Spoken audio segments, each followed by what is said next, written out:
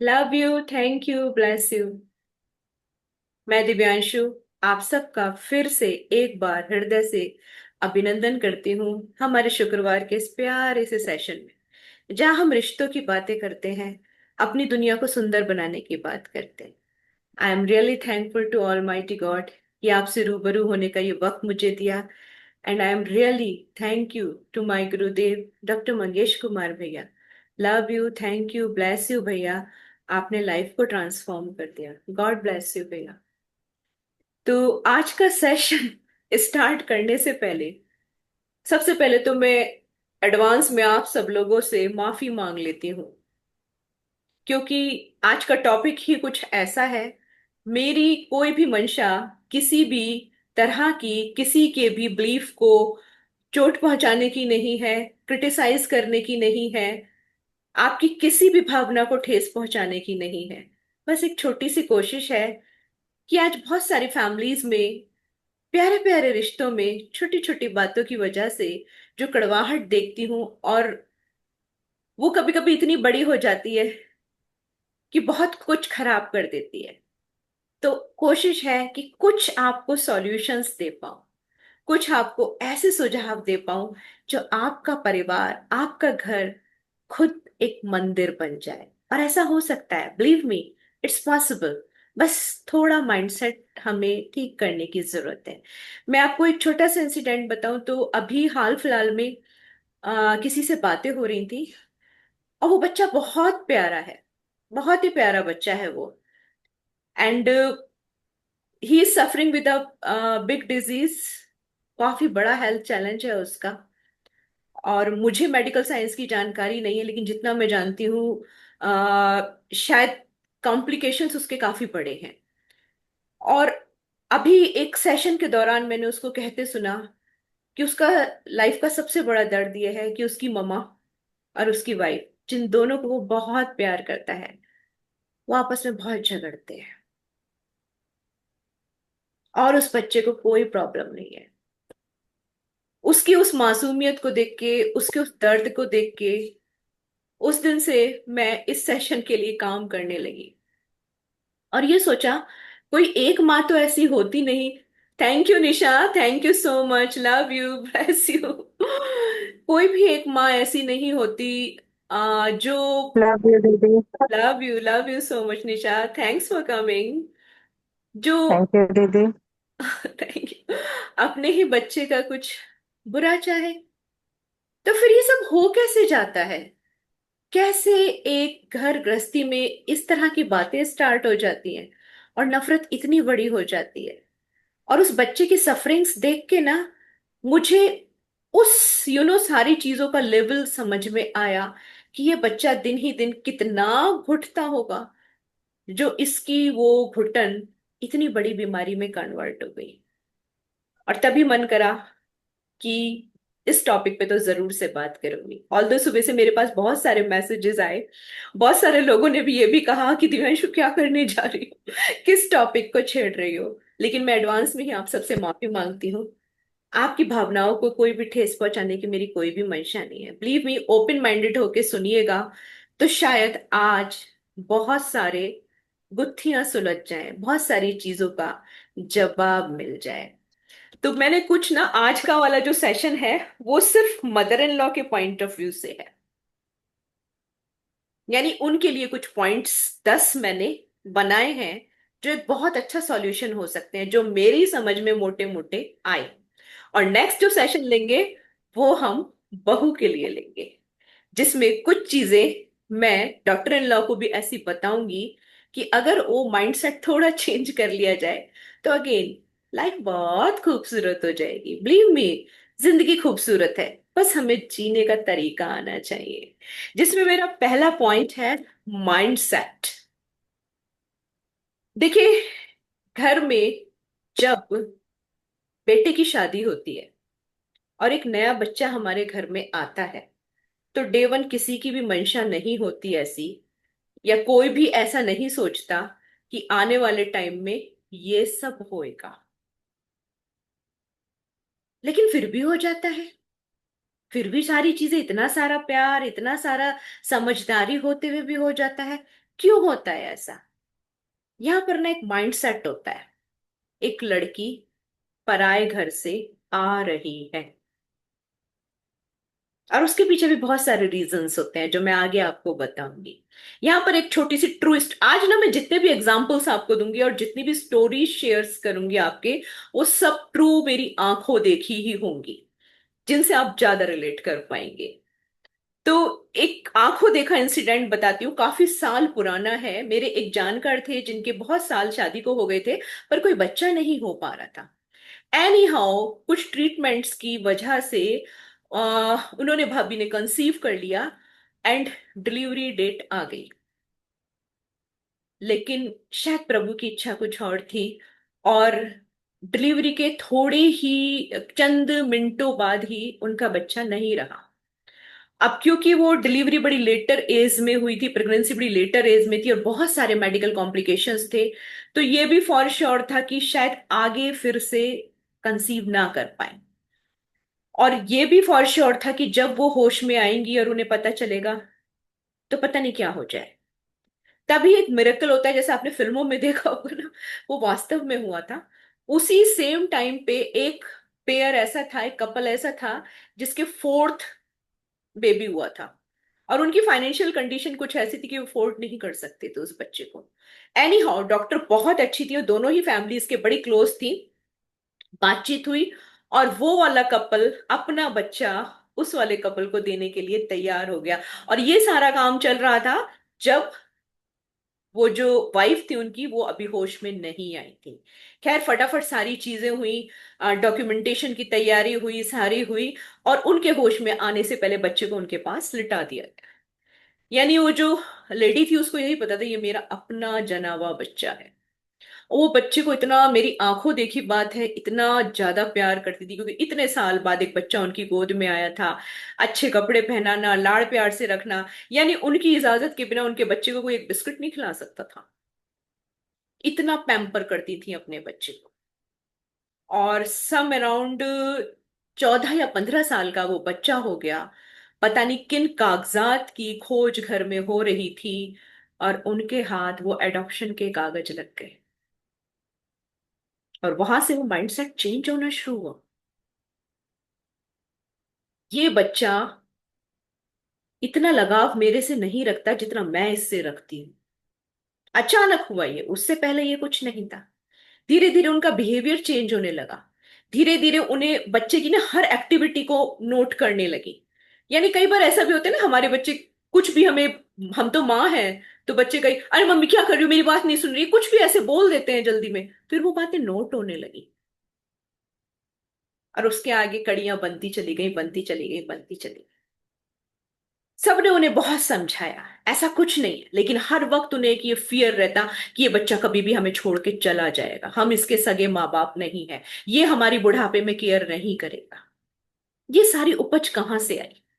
सिर्फ एक कागजों को देखने की वजह से। उस दिन मुझे बहुत बड़ा एक लेसन मिला कि माइंडसेट कितनी बड़ी चीज है। सिर्फ एक थॉट आपकी पूरी दुनिया को चेंज कर सकता है। अब जब मैं इस सेशन की तैयारी कर रही थी, तो मुझे यह भी समझ में आया कि एक माइंडसेट आपकी लाइफ को पॉजिटिवली खुशहाल भी तो बना सकता है। मैंने पहले भी एक सेशन में ये बात बोली थी कि अब से ना, आपके घर में बहू आ चुकी हो या बहू आने वाली हो, या फ्यूचर मदर इन लॉज के लिए जिन्हें कभी ना कभी तो मदर इन लॉ बनना है। शिल्पा कितनी खुश हो रही है मेरी बात सुन के, तो आज ही उसको बड़ा अच्छा सॉल्यूशन मिलने वाला है। तो आप सिर्फ अपने माइंड को एक थॉट दीजिएगा, एंड इट्स ट्रू। ये गलत इंफॉर्मेशन मैं आपको नहीं दे रही। आपके घर में जो बच्चा आता है, चाहे वो आपकी बेटी का लाइफ पार्टनर है या आपके बेटे का लाइफ पार्टनर है, बिलीव मी, कभी ना कभी वो बच्चा यूनिवर्स ने आप ही के अकाउंट में सैंक्शन किया था। बट एनी हाउ, उस बच्चे ने जन्म, वहां पर सीट खाली थी उस समय, जैसे मंगेश भैया बताते, वहां पर ले लिया। लेकिन आपका देखिए कितना बड़ा फायदा हुआ। आपको 24-25 साल बाद एक पला पलाया बच्चा मिल रहा होता है। इसीलिए तो वो आपको मम्मी बोलता है ना? और कोई रिश्ता क्यों नहीं बनाया उसके साथ? वो भी आपको माँ ही बोलता है।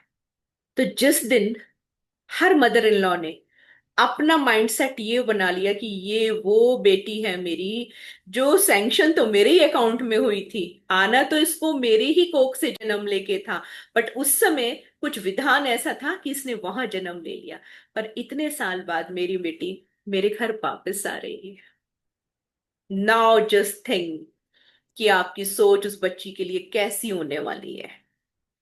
आपका बच्चा अगर 25 दिन कहीं बाहर रह के भी आ रहा होता है ना, किसी ट्रिप पे भी गया होता है, तो आप सोचिए आप उसके आने का कैसे बेकरारी से इंतजार करते हैं, उसकी सारी खाने की वो डिशेस बनाते हैं पसंदीदा। अरे मेरा बच्चा इतने दिन बाद घर से आ रहा है, आज तो उसको दूध मलाई खिलाऊंगी, आज तो उसे यहाँ बिठाऊंगी, आज तो उसके कपड़े ये दूंगी, यू नो। सिर्फ 25 दिन बाद भी अगर बच्चा आ रहा, तो जिस दिन mindset her mother in law ने ये बना लिया ना कि ये तो वो बेटी आ रही है मेरी, उस दिन सारी शिकायतें जन्म ही नहीं लेंगी। I am telling you. उस बच्ची को आप बच्ची की ही नजर से देखेंगे और उसे पालेंगे पोसेंगे। वही वार्म वेलकम। वेलकम तो अब भी बहुत अच्छा होता है बहू का, लेकिन दिल से, दिल के दरवाजे भी वैसे ही खोलिए।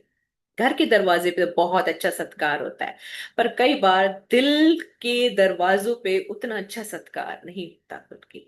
जब आप ये थॉट देंगे ना, फिर देखिएगा आपका रिश्ता कितनी खूबसूरती से आगे बढ़ेगा। क्योंकि लव के वाइब्रेशंस तो हाईएस्ट वाइब्रेशंस होते हैं, उन्हें तो कभी कोई काट ही नहीं सकता। तो पॉइंट याद रखिएगा, माइंडसेट बहुत जबरदस्त काम करता है। Second point, old patterns. कई बार ना हमारे बड़े ओल्ड पैटर्न्स होते हैं, हम उन चीजों को लेके चल रहे होते हैं, जो कहीं हमारी मेमोरी में पड़े होते हैं, जो जरूरी नहीं कभी किसी ने हमें सिखाए हो बिठा के तुम्हें ऐसे करना है। कभी हमने कुछ अपनी फैमिलीज में देखे हो, या किसी व्यवहार के एपिसोड के नाते पता नहीं कहाँ से वो पैटर्न हमारे अंदर बहुत ही मजबूत हो जाते हैं। उसका भी एक मैं रियल आपको छोटा सा इंसिडेंट बताती हूँ, उससे आपको समझ में आएगा कि ये पैटर्न्स किसी काम के नहीं होते। एक समारोह था जिसमें एक पूजा होनी थी, एंड वो जो घर की बहू थी बड़ी गर्मजोशी के साथ पूरे पूजा की तैयारियां कर रही थी। और जब फाइनली पूजा पे बैठने का उसका टाइम आया, तो वो अंदर अपने कमरे में कपड़े बदलने गई, कपड़े बदल के आई, तो वो सूट पहन के आई और दुपट्टा उसने ऐसे सर पे ले रखा था। अब उसकी मदर इन लॉ ने पब्लिकली उसको नाराजगी जताई, बहुत ज्यादा अच्छे शब्द इस्तेमाल नहीं किए, और ये बोला कि इस पूजा में तुम्हें साड़ी पहनकर ही बैठना है। समझ रहे हैं मेरी बात को? मैंने उस बच्ची को उठते हुए देखा, भरी हुई आंखों से, खराब मूड से वो उठी, भरी सभा में से अपने कमरे में गई और बहुत दुखी मन से साड़ी पहन के आई। मैं ये नहीं कह रही साड़ी पहनना गलत है, या पूजा में साड़ी पहनने से कुछ नहीं, सब बातें अपनी जगह सही हैं। लेकिन ज्यादा सही क्या है? मेरे ख्याल से ज्यादा सही था उस बच्ची का खुशी खुशी पूजा में बैठना, मन से खुश होके पूजा में बैठना। शायद ये ज्यादा सही था। और जो उसका सूट था वो भी सही था, क्योंकि सर उसने ढक रखा था। हमारे यहाँ पूजा में मान्यता होती है कि जब आप पूजा में बैठे तो आपका सर ढका होना चाहिए, तो सर उसका ढका हुआ था, बॉडी पूरा कवर था। हाँ, आई एम एग्री, पूजा में बैठने के लिए कोई ऐसी ड्रेस नहीं होनी चाहिए जो यू कैन से कि वो अटायर आपका पूजा से मैच ना कर रहा हो। लेकिन अगर अटायर मैच कर रहा है, तो उसमें इतना भी रिजिड नहीं होना चाहिए कि जिस पर्पस क्या था, अच्छे से राजी खुशी पूजा हो, सब खुश दिल से पूजा को पार्टिसिपेट करें, पूजा संपन्न हो। अब साड़ी तो पहन ली, लेकिन क्या उस बच्ची ने मन से पूजा में सही से पार्टिसिपेट किया? So point to be noted, ऐसे पैटर्न्स को बिल्कुल भी हवा मत दीजिए जिनसे इंसान मन से दुखी हो जाए। इम्पॉर्टेंट है परिवार में खुशहाली लाने के लिए सबका खुशी खुशी मन से हर उत्सव में, हर पूजा में पार्टिसिपेट करना। और इसके बाद यही नहीं, ये तो मैंने आपको एक एग्जाम्पल बताया, ऐसे बहुत सारे मैंने देखे कि जिसमें सिर्फ और सिर्फ कुछ पुराने पैटर्न्स की वजह से उनको फॉलो करना इतना जरूरी था कि वो जो मोटिव था, वो जो पर्पस था, वो कहीं दूर ही छूट गया। तो इस बात को भी ध्यान रखिएगा कि इंसान का दिल से खुश होना, यानी जो भावनाएं हैं, जो श्रद्धा है, वो इम्पॉर्टेंट है। बाकी सब बेवजह है। क्योंकि ईश्वर शायद हमारी ड्रेस कम, हमारे इमोशंस, हमारी श्रद्धा, हमारा दिल, हमारा मन, उससे ज्यादा कनेक्ट करते हैं। पॉइंट थर्ड है, that is also very important, जिसमें हम सब बहुत बुरी तरह जकड़े हुए हैं। That is beliefs and experiences. बहुत सारे लोग रिलेट करेंगे, क्योंकि हो सकता है कुछ लोगों ने पर्सनली भी झेला हो उसको। कई बार सिर्फ और सिर्फ कुछ पुरानी मान्यताएं फॉलो करने के लिए, कुछ बिलीव्स फॉलो करने के लिए हम अपने घर की खुशियां बलिदान चढ़ा देते हैं। उसके लिए मैं हमेशा कहती हूँ, बिलीव्स के लिए, जो भी है, जो आप मानते हैं, क्या आप, प्लीज एक मिनट म्यूट कर लीजिए। गुजरात टाइटंस प्लेयर अब दो रिव्यू मिलते हैं, प्लीज तो जाते थे कोई। ओके, मैं हमेशा एक बात कहती हूँ, जो हम मानते हैं, क्या हम वो जानते हैं? कई बार बहुत सारी मान्यताओं के मतलब क्या है मुझे नहीं पता, लेकिन मैं उनको फॉलो कर रही हूँ और अपने आगे की जनरेशन को फोर्स कर रही हूँ उन्हें फॉलो करने के लिए। अभी जैसे मैंने ताजा ताजा एक मान्यता सुनी, आ, कि बहू को शनिवार के दिन घर से बाहर नहीं जाना चाहिए। मतलब मुझे समझ नहीं आया उसके पीछे। मान लीजिए शनिवार को कोई बहुत अर्जेंसी है, या कहीं, मैं कहती हूँ अर्जेंसी भी छोड़िए, कोई ऐसा फंक्शन है जिसमें वो बच्ची दिल से जाना ही चाहती है, वट एवर जो भी है, तो क्या उसके पीछे लॉजिक पता है आपको क्या हो जाएगा? नहीं पता, ये नहीं पता। लेकिन हमारी सास ने कहा था, या हमारे पूर्वजों ने कहा था कि शनिवार को जो है बहू घर से बाहर नहीं निकलती है। तो कई बार बहुत सारी ऐसी मान्यताएं होती हैं जिनका कोई मतलब नहीं पता होता। बहुत सारे ऐसे बिलीव्स होते हैं जिनका कोई लॉजिक ही नहीं होता, लेकिन फिर भी यू नो हम उन्हें खुद भी फॉलो कर रहे हैं और आगे आने वाली जनरेशन को फोर्स कर रहे हैं। मैं कहती हूँ हर वो बिलीफ जो आपके घर की शांति को भंग कर रहा है, हम्म, किसी काम का नहीं। इसका भी एक लाइव इंसिडेंट बताती हूँ। एक है मेरे जानकार, उनकी जो बहू है, she is in monthly national, और उसकी कोई कॉन्फ्रेंस थी उस दिन, मतलब एक प्रेजेंटेशन थी जिसको वो ही प्रेजेंट कर रही थी। उसने बड़े उससे पीपीटी एंड ऑल तैयार करी थी उसकी। अब वो दिन था बृहस्पतिवार का। अब ऑब्वियसली एक बंदा जो इतनी बड़ी कंपनी को लीड कर रहा है, प्रेजेंटेशन देने जा रहा है, पूरी कॉन्फ्रेंस हो रही है, तो उसने सुबह सुबह हेयर वॉश कर लिए। अब उनके यहाँ मान्यता थी कि बृहस्पतिवार के दिन सर नहीं धोया जाता। सो जैसे ही वो वॉशरूम से बाहर आई, तो ऑब्वियसली मदर इन लॉ एकदम नाराज हो गई। अब आप सोचिए, एक बंदा जो घर से बाहर निकल रहा है एक प्रेजेंटेशन के लिए, जिसकी उसने बहुत ज्यादा तैयारी है, जिसके शायद कुछ उसके पर्क्स भी उस पर डिपेंड करते हैं, बहुत सारी चीजें एकदम हाई वाइब्रेशन पे, कि आज उसकी प्रेजेंटेशन बहुत अच्छी होने वाली है, लेकिन तभी उसको सर धोने पे एक ऐसी डांट पड़ती है या ऐसे कमेंट्स पास किए जाते हैं, उसकी सारी वाइब्रेशन स्लो। यहां से साइकिल बनता है। अब वो घर से बाहर निकलती है, पता चला उसको कैब नहीं मिलती, उसकी कैब बार बार कैंसिल हो जाती है। कैब मिल जाती है तो पता चला ट्रैफिक में फंस जाती है, ऑफिस लेट पहुंचती है। बॉस नाराज हो जाते हैं। फिर पता चला कि लैपटॉप जो है वो उसकी पीपीटी को डाउनलोड ही नहीं कर रहा है वहां पर। और जब फाइनली उसको प्रेजेंटेशन देने का टाइम आता है तो वो अपने सब्जेक्ट से भटक जाती है। अगेन, जो उसके पर्क्स उस पर डिपेंड थे वो होल्ड हो जाते हैं। और फिर जब वो घर आती है,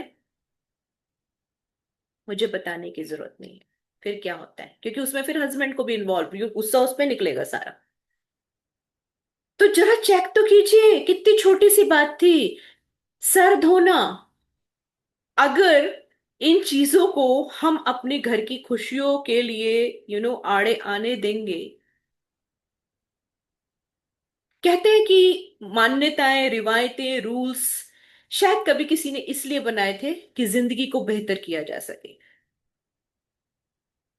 लेकिन अगर जिंदगी बदतर हो रही है तो क्या वो रिवायतें इंपॉर्टेंट है? क्या वो मान्यताएं इंपॉर्टेंट है? क्या वो बिलीफ्स इंपॉर्टेंट है? उनको एक बार चेक करना जरूरी है। मैं आपसे एडवांस में माफी मांग चुकी हूं कि मेरी मंशा किसी भी बिलीफ को ठेस पहुंचाने की नहीं है। लेकिन बिलीव मी, इतने सारे प्यारे प्यारे घरों में जो वाकई बहुत अच्छे लोग हैं, बहुत प्यारे लोग हैं, किसी का बुरा नहीं चाहती। मैंने इतना दर्द देख लिया है पिछले कुछ सालों में, इतना सफरिंग्स देख ली हैं कि अब लगता है किसी को तो आगे बढ़ के इस पे बोलना जरूरी है। So point number 4, that is very important, ये मैं बहुत टाइम से कह रही हूं। जिसकी समझ में आ जाएगा उसका घर स्वर्ग से सुंदर बन जाएगा, ये मेरी गारंटी है। Update and upgrade your self before changing your level. सभी लोग मेरे से एग्री करेंगे। जब भी आप कोई एक लेवल अपना चेंज कर रहे होते हैं, चाहे वो जॉब में हो, चाहे वो किसी प्रोफेशन वैसी लाइफ में हो, कहीं भी देखिएगा, शायद कुछ ट्रेनिंग की जरूरत होती है, शायद कुछ एजुकेशन की जरूरत होती है, या ऐसे ही हो जाता है। इनफैक्ट मैं आपको बताऊं तो मेरी एक फ्रेंड बैंक में मैनेजर है काफी साल से। और फिर उनका जो एक तरह से सीट था वो चेंज हो रहा था। ही सेट कि वो एक हफ्ते की ट्रेनिंग पे जा रहे हैं। मैंने उनको पूछा, आपको तो लगभग 20 साल हो गए बैंक में काम करते हुए, आप ट्रेनिंग पे क्यों जा रहे हैं? बोले, अरे नहीं मैम, ये वाला जो कुर्सी अभी मिलने जा रही है इसका काम थोड़ा डिफरेंट है, तो ओब्वियसली सीखना तो पड़ेगा ना, ट्रेनिंग तो लेनी ही पड़ेगी। उससे क्या फर्क पड़ता है कि मैं 20 साल से बैंक का काम कर रहा हूँ? लेवल चेंज हो रहा है। और यहाँ लाइफ में इतना मेजर शिफ्ट आ रहा होता है।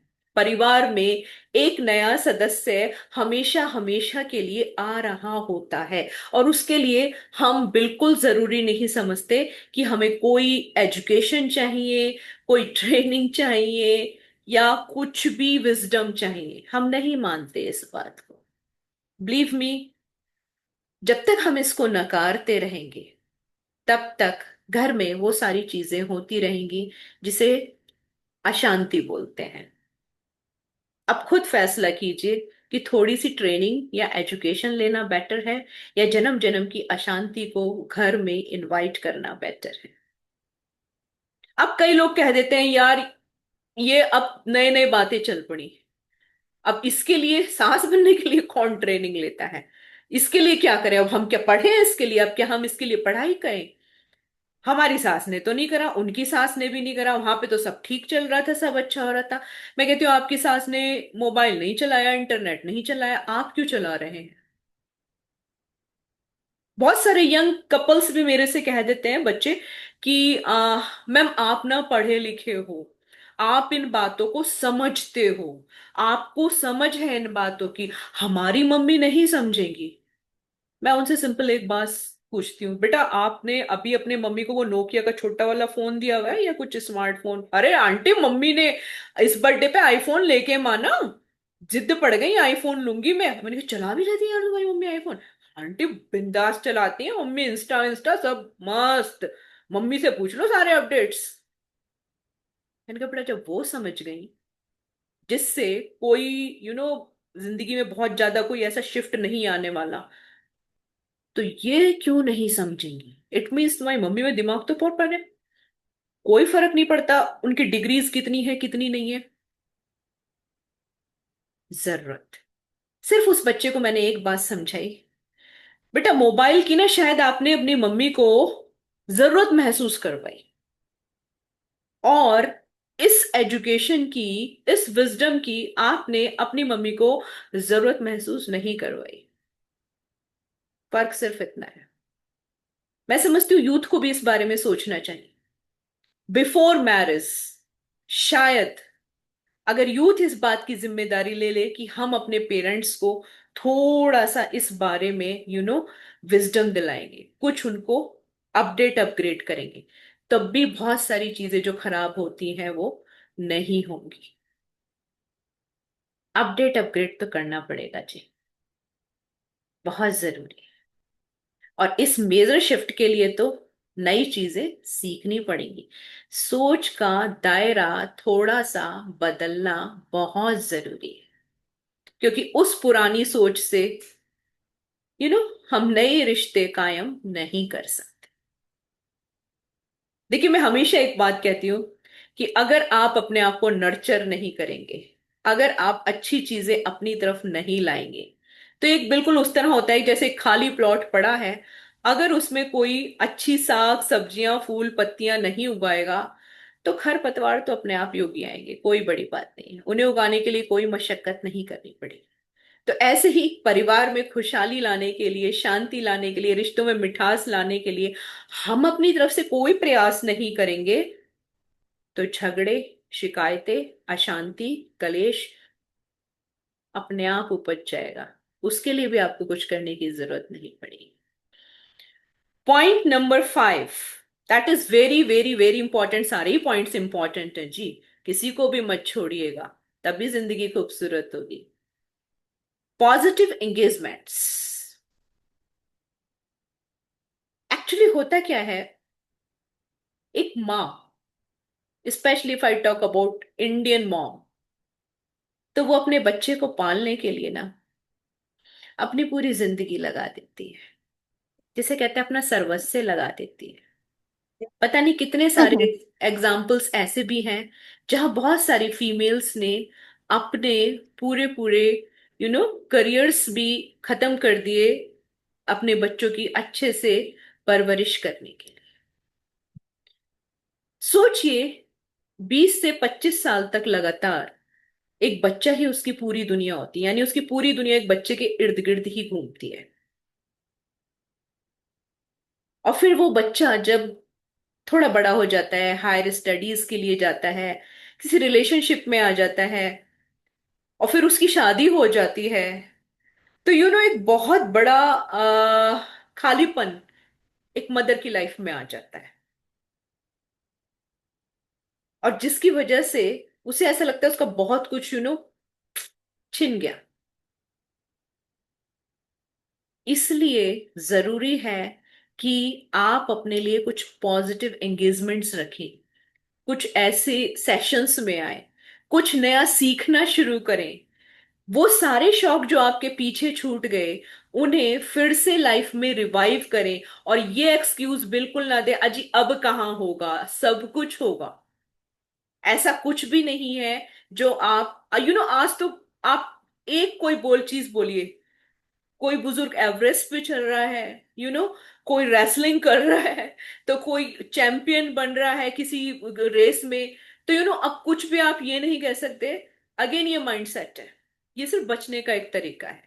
चलिए, मैं कहती हूँ आप रेसलिंग मत कीजिए, पहाड़ पे भी मत चढ़िए, लेकिन बहुत सारे ऐसे शौक होते हैं जो घर गृहस्थी की वजह से पीछे छूट गए होते हैं, उनको रिवाइव कर लीजिए।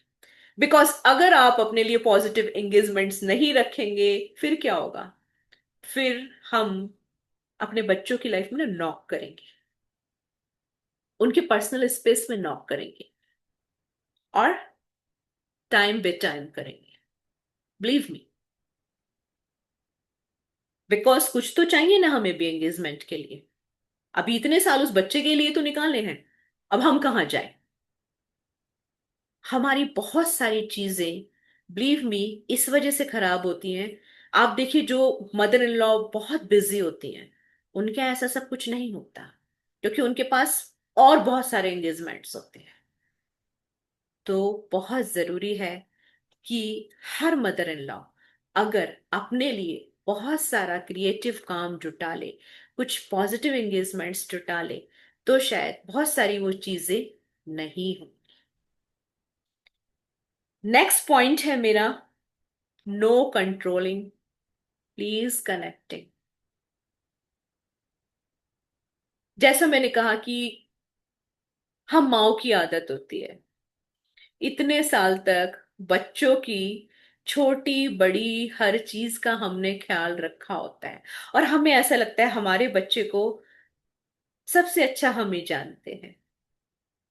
हमारा बच्चा शायद जो सारी उसकी जो वाइब्रेशंस है वो हमसे ही मैच होती हैं, हमसे ही दिल की बात कहता है।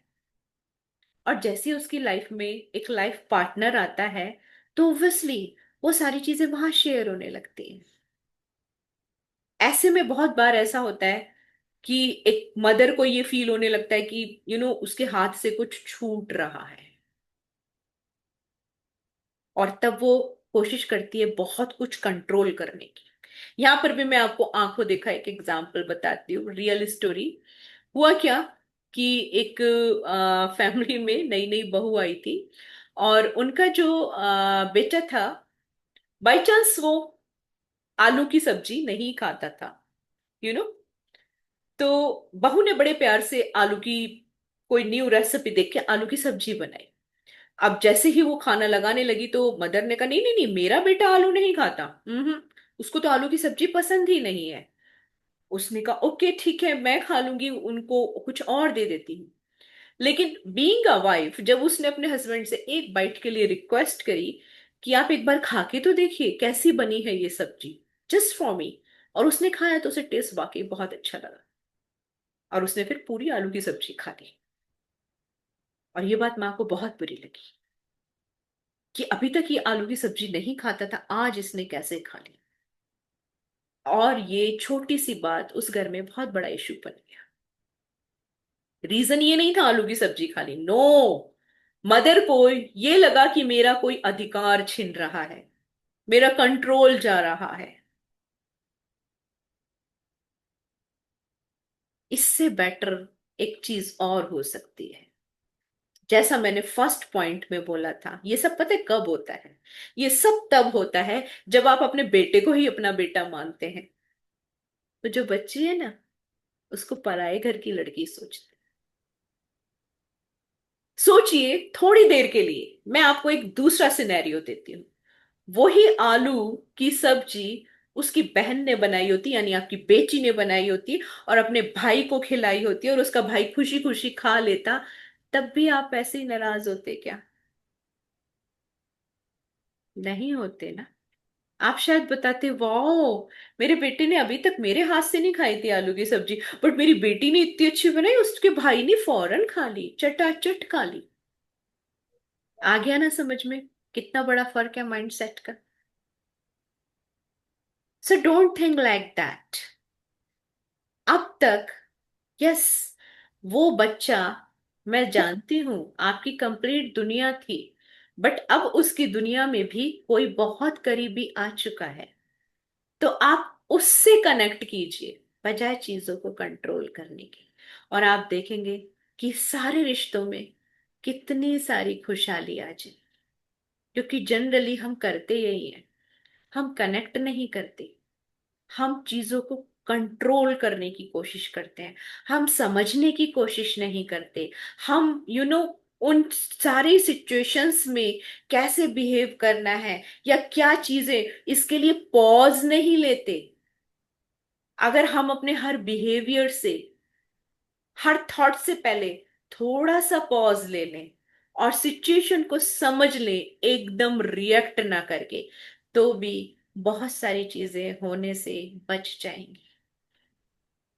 And just think about your son, क्योंकि वो दोनों ही रिश्तों से बहुत प्यार करता है, उसे दोनों ही चाहिए।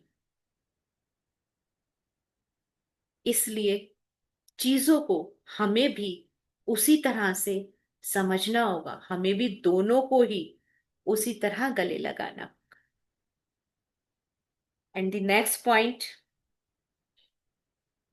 जो बहुत सारे पॉइंट्स पे भारी पड़ जाता है, एक्सपेक्टेशन।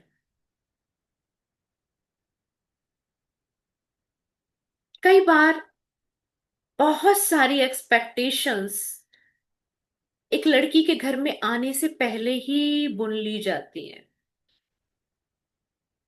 और फिर जब वो उन पे खरी नहीं उतरती तब बड़ा दिल टूटता है। एक्सपेक्टेशंस रखिए, पर अपने आप से रखिए। अपने आप को कहिए कि मैं इस रिश्ते में क्या बेटर कर सकती, मैं अपने घर को खुशहाल बनाने के लिए क्या बेटर कर सकती हूँ, इस रिश्ते में मेरा कंट्रीब्यूशन क्या है। मैं अगर एक्सपेक्टेशन पे बात करूँ ना, तो बिलीव मी, बहुत लंबी मेरी बातचीत सिर्फ इसी एक वर्ड पे हो सकती है। और आप कहीं से कहीं तक भी इस वर्ड को लेके नाप लीजिए। अगर कहीं कोई दर्द, अगर कहीं कोई शिकायत या कोई भी झगड़े की रूट कॉज में आप जाएंगे, तो वजह तो एक्सपेक्टेशन ही मिलेगी। मैंने सोचा था बहू सुबह सुबह उठ के चाय बना के देगी, पर वो तो इतना देर से उठती है। मुझे मेरी चाय आज भी खुद बनानी होती है। मैंने सोचा था कि वो आके पूरा घर संभाल लेगी, पर यहाँ तो उल्टा हुआ। मैं ही उसको रोटी बना के देती हूँ। मेरी मदर इन लॉ ने डे वन मेरे को एक ही बात समझाई थी, तब उम्र बड़ी कम थी, बहुत अच्छे से ये बात समझ में नहीं आई थी। पर जैसे जैसे तजुर्बा बढ़ा तो बता लगा कि मम्मा कितनी गहरी बात कह गई। उन्होंने कहा था, बेटा लाइफ में एक चीज हमेशा याद रखना, रिश्ता कोई भी हो, बहुत ज्यादा कोई एक्सपेक्टेशन मत रखना। क्योंकि विदाउट एक्सपेक्टेशन आपको जो भी मिलेगा ना, बड़ा मजा आएगा उसे एंजॉय करने में। पर जब आप उम्मीद रखोगे और वो चीज नहीं होगी ना, तो आपका बार बार हर कदम पे दिल टूटेगा, जिसकी वजह से रिश्तों में कड़वाहट आएगी। और मैंने उनको देखा, ऐसा नहीं कि वो जो बताते थे, बताते कुछ और थे करते और कुछ, no. I am the lucky one, I am the blessed person कि I had best mother in law. मतलब मदर इन लॉ भी नहीं कहा गया मेरे को उनको कभी। कोई मेरे को पूछ भी लेता था ना, क्योंकि जब मम्मी को एक बार हार्ट अटैक हुआ था, और कोई मेरे को पूछ लेता था कि तुम्हारी सास कैसी है, तो यू नो मेरे को झटका लगता था एकदम करंट सा, कि नहीं मम्मी, मम्मी सही है, क्योंकि she always treated me like her own daughter. And unfortunately 99 में मम्मा एक एक्सीडेंट में एक्सपायर हो गए। और बिलीव मी, अभी इतने साल हो गए, सम अराउंड 26 साल होने को आए हैं, but still I love her very much, I respect very. किसी का माइक ऑन है, प्लीज म्यूट कर लीजिए। और जो मैं आपसे रिवायतों की बात कह रही थी ना, उन्होंने कभी कोई रिवायतें मेरे पे थोपी नहीं। उसी का नतीजा है कि 26 साल बाद भी मम्मी ने जो भी कल्चर मेरे को सिखाया, जो भी परंपराएं बताई, मैं बहुत सम्मान के साथ आज भी उन्हें निभाती हूँ। क्योंकि उन्होंने बहुत तरीके से सारी चीजें मेरे को बताई, कभी कुछ मेरे को थोपा नहीं मेरे ऊपर। This is the right way, जो हमेशा सामने वाले के दिल में जगह बना के रखी। तो कोई ऐसी एक्सपेक्टेशंस की लिस्ट मत तैयार कीजिए। सिर्फ ये सोचिए, मुझे एक्सपेक्टेशंस रखनी है तो सिर्फ अपने आप से, कि हर रिश्ते में मेरा कंट्रीब्यूशन क्या रहेगा, मैं क्या कर सकती हूँ, मैं क्या दे के जा सकती हूँ, मैं कैसे अपने बच्चों की जिंदगी खुशनुमा बना सकती हूँ। That's it. And next point बहुत प्यारा आ रहा है, accept your kids new life. जैसा मैंने पिछले पॉइंट्स में भी बोला कि इतने साल तक माओ की जिंदगी बच्चों के चारों तरफ घूमती है, तो बड़ा मुश्किल हो जाता है कई बार नई चीजों को लेके एडजस्ट करना, और वो कंट्रोल सारा किसी और को देना। अब वो अपनी वाइफ की पसंद के कपड़े पहन रहा है, या वाइफ से पूछ के कुछ काम कर रहा है, या बहुत सारी पर्सनल बातें वाइफ से शेयर कर रहा है। तो ये सारी चीजें शुरू में थोड़ी मदर को अटपटी लग सकती हैं, बट आपको एक पुरानी चीज याद दिलाती हूँ। याद कीजिए, बचपन में आपके बच्चों को जो जो चीजें बहुत अच्छी लगती होंगी, आप उन चीजों को बड़ा सहेज के रखते हो। फॉर एग्जाम्पल मैं बताती हूँ, मेरा बेटा पार्थ के पास कुछ येलो डक्स थी, छोटी छोटी। और एक रेड कलर की फरारी कार थी, छोटी सी। तो ये दो टॉयज उसको इतने इतने इतने ज्यादा पसंद थे कि वो मतलब बेड पे हमेशा उसके पास रखे रहते थे, जहां भी जाता था वो उनको ले लेके घूमता था। इवन जब वो नहाने जाता था तब भी उन डक्स को अपने साथ ले जाता था, उस फरारी कार को अपने साथ ले जाता था, पानी में रख देता था। हम लोग डांटते भी थे उसको कि पानी में खराब हो जाएगी बेटा, लेकिन फिर भी वो बहुत। तो मुझे आज भी याद है, मैं इतनी केयरफुल रहती थी उसके उस डक्स के लिए और उस छोटी सी फरारी कार, रेड कार के लिए, कि अरे ये पार्थ को ना बहुत प्रिय है, पार्थ बहुत प्यार करता है इनको। तो बड़ा संभाल के रखती थी मैं उनको। सोचिए, अब जो आपकी बेटे की लाइफ में एक जीता जागता करीबी प्यारा सा रिश्ता आया है, यू नो, तो ऑब्वियसली वो उसके साथ ज्यादा एंगेज होगा। होता नहीं है बच्चे को, जब आप कोई भी नया टॉय या गेम या कुछ भी लाके देते हैं तो वो एकदम सब कुछ भूल के उसके साथ एंगेज हो जाता है। तो ये ह्यूमन बीइंग नेचर है। जब भी लाइफ में कुछ ऐसी चीज आती है तो वो बहुत सारी टेंशन हमारी उधर लग जाती है। तो ये तो जीता जागता प्यारा सा ऐसा रिश्ता है जो उसका लाइफ पार्टनर है। ओब्वियसली वो वहां पे ज्यादा टाइम देगा। तो लेट देम, अपने बच्चों की इस न्यू लाइफ को पूरी तरह से एक्सेप्ट कीजिए। लेकिन ये कब पॉसिबल है?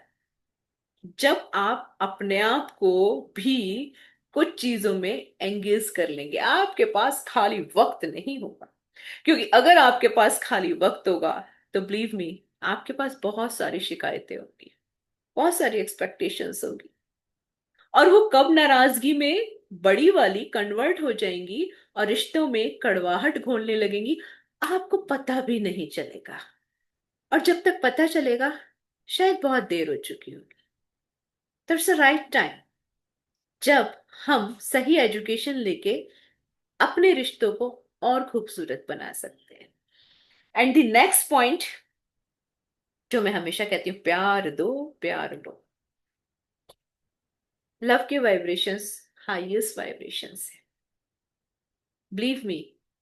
जैसे मेरी प्यारी प्यारी बहन डॉक्टर श्वेता तिवारी हमेशा कहती है कि जब आप ट्रू लव करते हो ना, ट्रू लव, तो ऐसा नहीं होता कि आपको वापसी में ट्रू लव ना मिले। अगर कहीं भी आपको डाउट हो रहा हो ना मेरी बात पे, तो अकेले में एक बार चेक कीजिएगा कि यस, बहुत अच्छे से अपने सारे थॉट्स को, अपने बिहेवियर को, एक्सपेक्टेशंस को, सबको चेक कीजिएगा। आपको सच में आंसर मिलेगा। मैं हमेशा श्वेता को पूछती थी, कि वो कहती थी दीदी मेरे को जितने भी लोग प्यार करते हैं ना, वो बिल्कुल अनलिमिटेड प्यार करते हैं, अथाह प्यार जिसे कहते हैं। क्योंकि मैं भी उन लोगों को अथाह प्यार करती हूँ, मैं उनके लिए कुछ भी कर सकती हूँ। और मैं देखती हूँ कि जिन लोगों को वो प्यार करती है उनके लिए कुछ भी करने को तैयार है। सो अपने लव की वाइब्रेशंस को हाई कीजिए। प्यार में इतनी इतनी इतनी ताकत है कि किसी में अगर रत्ती मात्र कोई कड़वाहट है भी ना, वो भी बहुत जल्दी खत्म हो जाएगी। बहुत लंबे समय तक कोई आपके सच्चे प्यार को झुटला नहीं सकता, ये बात की मैं गारंटी लेती हूँ। But again I am repeating my sentence, आपका प्यार बिना किसी एक्सपेक्टेशन के एकदम ट्रू होना चाहिए। बिलीव मी, हम सब लोग प्यार के सागर हैं। हमें ईश्वर ने बहुत सारा प्यार भर के भेजा था, पर पता नहीं कहाँ से बहुत सारी चीजें ऐसी आ जाती है हमारे अंदर, जो वो लव की वाइब्रेशंस डे बाय डे थोड़ा सा लो पे चली जाती है। तो लव की वाइब्रेशंस हाई कीजिए, फिर देखिए कोई शिकायतें नहीं रह जाएंगी। And the last point, that is live and let live. ये मेरा लाइफ का, यू कैन से कि जिसको कहते हैं ना तकिया कलाम या मोटिव है। मैं हमेशा बिलीव करती हूँ हर रिश्ते में जियो और जीने दो। अगर आपको अपनी जिंदगी को बहुत अच्छे से जीना है ना खूबसूरती के साथ, तो आपको दूसरों को भी भरपूर जिंदगी को उनके तरीके से जीने देना होगा। एक्चुअली हम गलती पता है कहाँ करते हैं? हम ये चाहने लगते हैं कि हमारे बच्चे भी हमारी तरीके से जिंदगी जी, या हमारी बताई जिंदगी जी, या हमारे एक्सपीरियंसेस से आगे बढ़े। हम ये क्यों भूल जाते हैं ये उनकी लाइफ है। पेरेंटिंग के ना अलग अलग स्टेप्स होते हैं। मैं कहती हूँ पेरेंटिंग ता उम्र चलती है, लेकिन उसके रूप बदल जाते हैं। अगर हम जो पेरेंटिंग अपने बच्चों की 5 साल तक करते रहे, वही सोचिए अगर हम उनकी 15वें साल में भी करेंगे, क्या वो करेक्ट होगा? नहीं। तब तक हमारे बच्चे बहुत इंडिपेंडेंट हो गए होते हैं। आप 5 साल के बच्चे को फिर भी उसके होमवर्क में कुछ हाथ पकड़ के करवा सकते हो, लेकिन 15 साल के बच्चे को करवाओगे क्या? और अगर करवाओगे तो कैसा ही होगा? तो try to understand the steps of parenting. और एक लेवल वो आ जाता है जब आप अपने बच्चों को अगेन ना तो कंट्रोल कीजिए, ना करेक्ट कीजिए, उनसे कनेक्ट कीजिए। और मैं आपको एक बहुत अच्छा फॉर्मूला बताऊं, जिंदगी बहुत खूबसूरत हो जाएगी। मैंने किया है इस काम को, स्टिल कर रही हूं, और आगे और अच्छे से करूंगी। अपनी विजडम को, अपनी नॉलेज को, एरिया कोई भी हो, इट्स कंप्लीटली योर चॉइस, इतना हाई कर लीजिए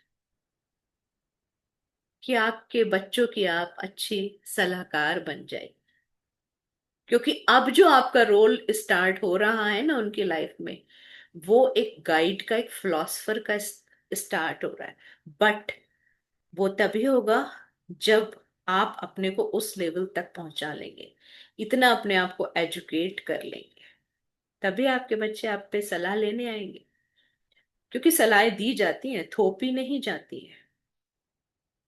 मैं आई एम रियली ब्लेस्ड, क्योंकि मैं किताबें पढ़ती हूँ, सेशंस ऐसे बहुत सारे अटेंड करती हूँ। आज भी कुछ कोर्सेज को सीख रही हूँ, जान रही हूँ। तो बच्चे आते हैं मेरे पास, बहुत सारी चीजों में उन्हें मेरी मजबूत राय जाननी होती है। वो डिस्कस करते हैं मेरे से बहुत सारे टॉपिक्स। क्यों? क्योंकि उन्हें पता है मम्मी के पास जवाब है। मम्मी का विजडम इतना है कि मम्मी के पास जवाब है। तो उस तरफ काम कीजिए, वैल्यूएबल बनिए। बहुत साल पहले मुझे किसी ने कहा था, और उनकी बात को मैंने दिल से लगा के रखा था।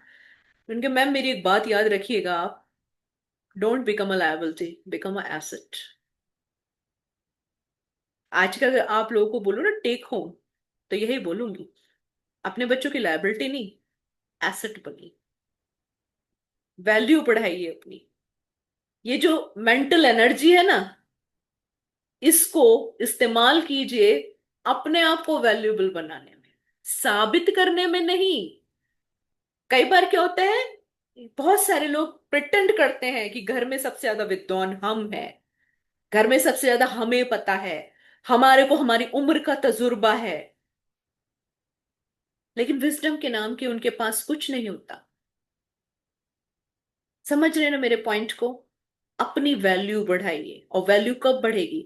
जब आपकी पॉजिटिव एसोसिएशन होगी, जब आप राइट विजडम को ले रहे होंगे, करेक्ट नॉलेज आपके पास होगी, सुनी सुनाई बातें नहीं।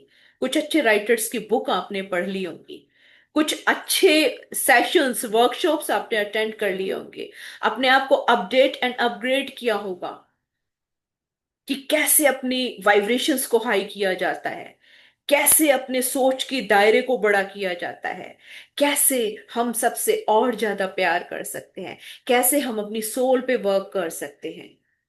वरना हम इन्हीं पचड़ों में पड़े रह जाएंगे। After the marriage of your kids हमारी प्राइम लाइफ शुरू होती है। एक बार मेरे को किसी ने बड़ी अच्छी सलाह दी थी। मैंने उनको कहा बुढ़ापे, बोले बेवकूफ लड़की, ऐसा थोड़ी होता है यार। सोच, जब हम 50+ हो जाते हैं, जिम्मेदारियां ऑलमोस्ट जब खत्म हो जाती हैं, बच्चों की शादियां हो जाती हैं, तब तो मजे करने का टाइम आता है। अब तो कोई जल्दी से हमें टोकेगा नहीं, रोकेगा नहीं। तो it's a prime life. Start living your life. जियो और जीने दो। अब वो टाइम है जब आपको खुद को फोकस करना है। और जिसने ये काम करना शुरू कर दिया ना, बिलीव मी, उसके घर में सिर्फ और सिर्फ खुशियां और खुशहाली होगी। इस बात की गारंटी मैं लेती हूँ। So love you, thank you, bless you all. Next session में मिलेंगे सारी डॉटर्स डॉटर इन लॉज के साथ। उनको भी कुछ पॉइंट्स मैंने बताने हैं, बहुत जरूरी हैं। आई रियली वांट, हमारी हमेशा कोशिश यही होती है कि जो भी हो, आप लोगों की लाइफ में कुछ प्यारे प्यारे से सॉल्यूशन दे पाए। कुछ आपको जो भी आज तक सीखा है आप लोगों से शेयर कर पाए, आप लोगों को राह दिखा पाए, कुछ जिंदगी में वैल्यूज ऐड कर पाए। तो आज के लिए इतना ही। किसी का कोई क्वेश्चन हो या कोई फीडबैक देना चाहे तो प्लीज।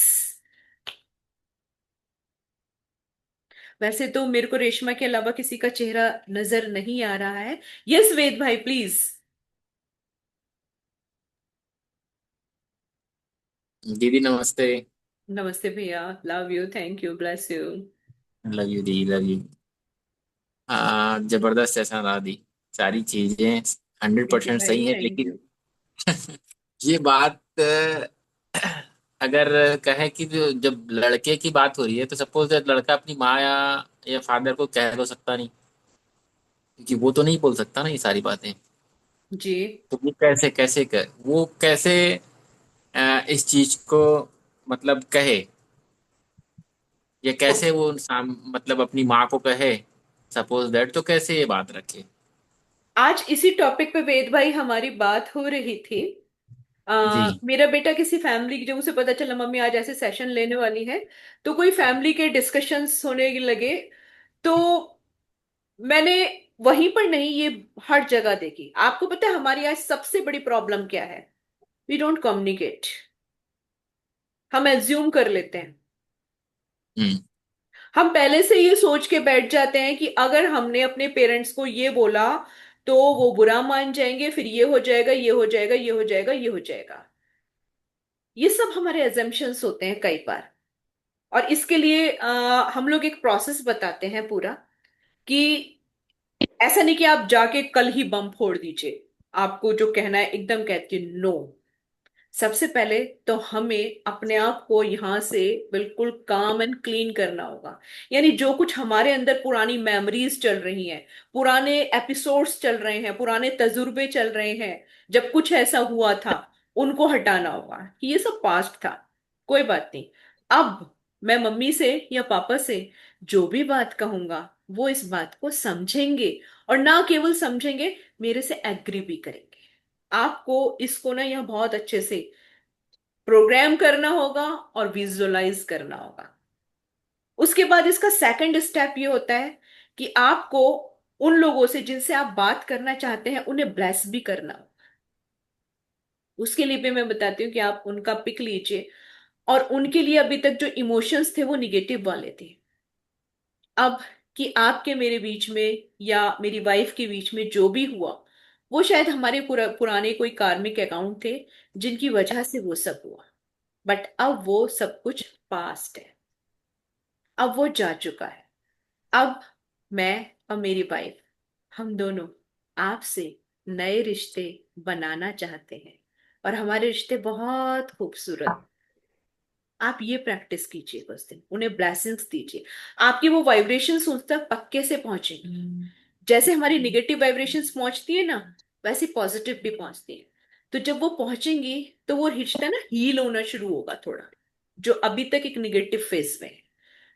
उसके बाद आपने, जब आपको लगे कि यस अब ये चीजें काम कर रही हैं, थोड़े थोड़े साइन मिलने लगेंगे, आपको सिग्नल्स मिलने शुरू हो जाएंगे, तब आप उनसे बहुत पोलाइट लैंग्वेज में, बहुत प्यारे शब्दों में, बजाय उनकी कमियां गिनाते हुए, पुरानी बातों का जिक्र करते हुए कि फला दिन ये हुआ था और आपने ये कहा था और मुझे ये बुरा लगा था पर मैंने कुछ जवाब नहीं दिया और अब।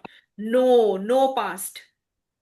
परिवार बैठ के अगर एक बार ये डिस्कशंस कर ले कि देखो, हम सब एक परिवार के लोग हैं, एक दूसरे से जुड़े हुए हैं, और हम ना जिंदगी को खूबसूरत बनाना चाहते हैं, तो पुरानी पिछली बातें भूलते हैं, और कुछ ऐसा करते हैं तो रेस्ट ऑफ द लाइफ बहुत अच्छी बीते, क्योंकि हम सब एक दूसरे से जुड़े हुए हैं। बिलीव मी वेद भाई, माँ बाप बहुत कुछ नहीं चाहते बच्चों से। हाँ, कुछ अटेंशन चाहते हैं, या कुछ अपनी बातें, जो मैंने कहा ना, उनकी भी गलती नहीं होती। उन्हें एजुकेट करने वाला कोई नहीं था, उन्हें बताने वाला कोई नहीं था कि पुरानी रिवायतों में, मान्यताओं में कुछ नहीं रखा, बच्चों की खुशियां देखो। कोई नहीं था उन्हें ये बताने वाला। तो जब सही तरीके से, बिना किसी अजम्पशन के, बिना किसी पास्ट मेमोरी के, आप एक प्रोसेस के तहत ये बात उनके सामने रखेंगे बुजुर्गों के, पक्के से समझ में आएगी। लेकिन समझ में ही तब आएगी जब वो आप यहां अपनी प्रोग्रामिंग में उसे डाल लेंगे कि अब की बार, जो पहले हुआ हुआ, अब की बार they will 100% agree with me. क्योंकि हम जैसे कुछ करना भी चाहते हैं ना नया, तो हम पुराने बैगेजेस उठा के चलते हैं कि अरे यार, सन 75 में ये बात करी थी, तब तो पिताजी ने हंगामा कर दिया था, लठ उठा लिया था, अब की बार घर से ही ना निकाल दे गई। तो वो सब पुराना छोड़िए, अब नया समय आ गया, शायद चीजें अच्छी होने के लिए आ गया। ऐसा मान के चलिए, this is right time for my family. और जब सही शब्दों में, प्यार से, मैंने कहा ना कि लव की वाइब्रेशन हाई करके जब आप किसी भी टॉपिक पे बात करते हैं और आपकी इंटेंशंस अच्छी होती हैं, तो सामने वाले को समझ में आता है। ऐसा नहीं होता कि वो बिल्कुल ही एक आध परसेंट ही कोई बंदा ऐसा होगा जो बिल्कुल कसम खाए हुए होगा कि नहीं, मुझे तो बच्चों के साथ बुरा ही करना है। बहुत रेयर होता है ऐसा, बहुत रेयर। तो कुछ इस प्रोसेस से आप रखिए, मतलब जिसको भी सलाह देनी है उनको यही बोलिए, इस प्रोसेस को पूरे को फॉलो करें, एकदम से नहीं। ठीक है वेद भाई? ठीक और है दीदी। किसी का कोई एक दूसरी क्वेश्चन? चीज और थी, जी जी, बोलिए वेद मेरा भाई। ये जी जी दूसरा जी। चीज ये था, जैसे ये बात सारी बातें बोली ना दी आपने कि एक एक सपोज दैट अब एक मतलब सास बहू की बात हो रही है, तो एक सास, मतलब व्यू व्यू ऑफ पॉइंट था सास। तो हम्म। जैसे सास का भी वो फेस तो रहा होगा ना कभी, मतलब उसमें भी कभी मतलब बहू का फेस में था, तो वो सारी चीजें से वो तो खुद फेस करके जब निकली है, तो वो सारी चीजें वो नेक्स्ट क्यों क्यों करती है, ये भी एक पॉइंट है ना। ये एक्चुअली क्या चीज भी होता एक है, समझ नहीं आती। आपने सुना होगा अक्सर, hurt people hurt other people. कई बार जो ओके। जख्म खाया ठीक। हुआ होता है ना, वो दूसरों को जख्म करता है। कई बार ऐसा नहीं भी होता, लेकिन कई बार ऐसा होता भी है कि जिसने खुद में जख्म खाए होते हैं वो दूसरों को जख्म देता है। कहीं ना कहीं होता है ना कि आप देखिए कि कई बार एक मदर गुस्से में है, किसी बड़े ने या उसके हस्बैंड ने, किसी ने उसको कुछ कह दिया, और इतने में ही उसका बच्चा आया, उसने उसका पल्लू खींचना शुरू किया, मम्मी मम्मी खाना दे दो खाना दे दो, और दो झापड़ खींच खींच के बच्चे के लगाए, जबकि उस बच्चे की कोई गलती नहीं थी। लेकिन उसको इतना पता था कि ये बच्चा मुझे पलट के नहीं झापड़ मारेगा। तो अक्सर क्या होता है, जिस पे आप को लगता है कि ये, इस पे हम रौब जमा सकते हैं, इसको हम दबा सकते हैं, या इस पे हमने जितना झेला है वो हम यहाँ पे अपना वो सेटिस्फेक्शन कर सकते हैं, अक्सर वहां पर निकाला जाता है। पेन जो होता है ना, वो इस रूप में बाहर उनके आ रहा होता है। और ऐसी स्थिति में जो दूसरी वाली पार्टी है, थोड़ा सा वो अपने विजडम को बढ़ा ले, और थोड़ा सा अगर वो ये सोच ले कि शी इज इन पेन, ये पेन में है इसलिए ऐसा बिहेव कर रही है, तो भी चीजें ठीक हो सकती हैं। लेकिन अगेन फिर मैं एक बात कहूंगी, कम्युनिकेशन इज वेरी इंपॉर्टेंट। हम लोग कम्युनिकेट नहीं करते, एज्यूम कर लेते हैं, और उन बातों को मन में बहुत गहरा कर लेते हैं।